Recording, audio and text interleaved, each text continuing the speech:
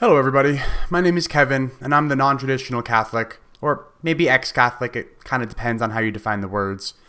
But in today's video, I'm going to present hopefully a shorter argument, and one that would disprove the church if everything that is said at church councils is indeed supposed to be as infallible as the church would like you to believe.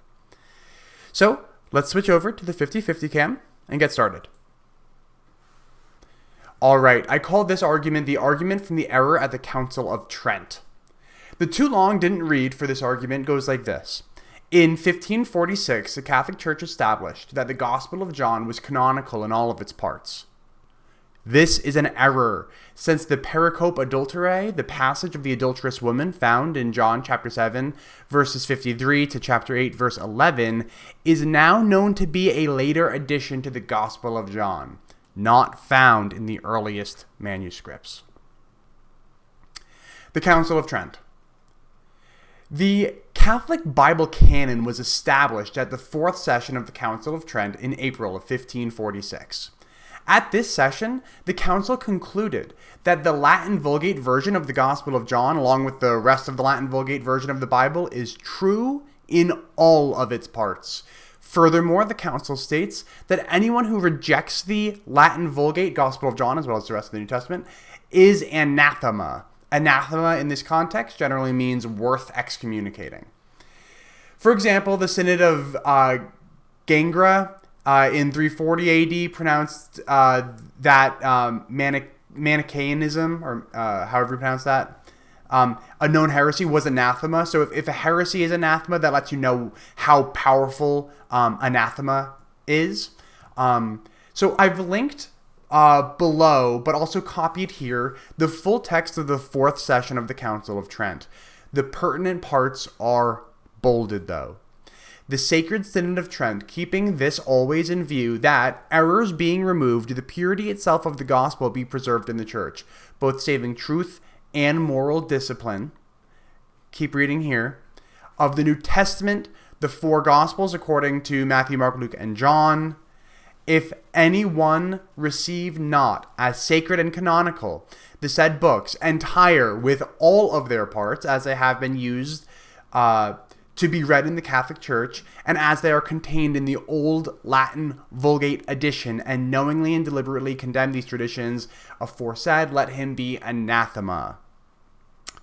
Note that the Gospel of John is true according to the Council, not just true in its moral teachings. Now, in this post, I'm not going to defend the case that the pericope adulterae is not original to the Gospel of John. Let that be a different video. But this claim that the pericope adulterae is not original deserves a video all on its own. But I will just say that it is mainline consensus view, not only of secular scholars like Bart Ehrman, but also people like Jimmy Akin of Catholic Answers, and also people like Pope Pius XII.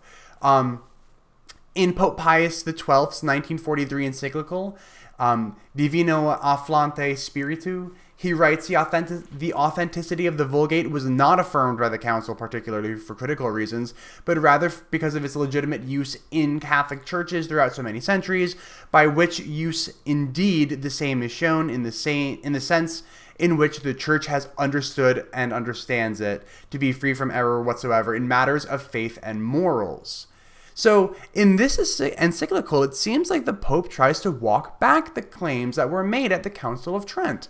Here, the Pope tries to insist that the Council of Trent meant that the Latin Vulgate was true in what it teaches about faith and morals. Therefore, the pericope adulterae might not be a real thing that really occurred in the life of Jesus of Nazareth, but as long as it teaches good moral lessons, it's fine to be included in the Catholic canon. This new stance from the Pope strikes me as problematic for several reasons.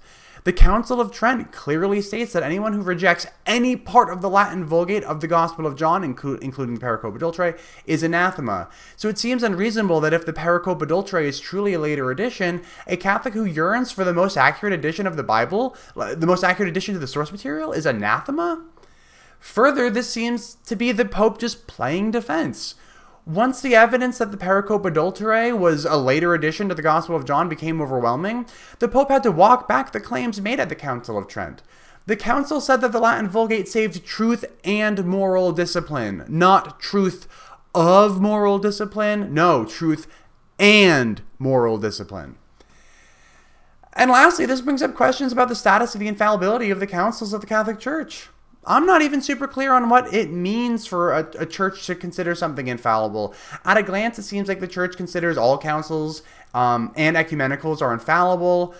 Even just the ordinary magisterium, whenever all the bishops say one thing all in the same voice, they're supposed to be infallible. But if you really push a Catholic, it seems like almost nothing is infallible.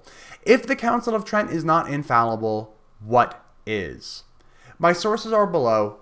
The only one that I think I'm really going to dive into is the actual article from Jimmy Akin, in which Jimmy Akin does admit that the pericope adulterae is not originally in the Gospel of John. So here Jimmy says the pericope was not originally in the Gospel. This is not fringe biblical scholarship. It is quite mainstream, and you'll see it noted in the footnotes of some Bible passages that it was not in the original.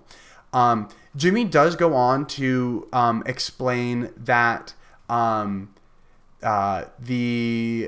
he makes the argument that I just did in this video, that Trent is calling anybody anathema, but then he goes on to quote Pope Pius XII, saying that he clarified what they meant at Trent. But again, I think that this is just walking back after they realized that they were wrong about something that was supposed to be infallible.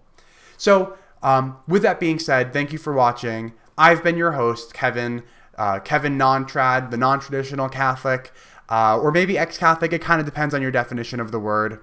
And until next time.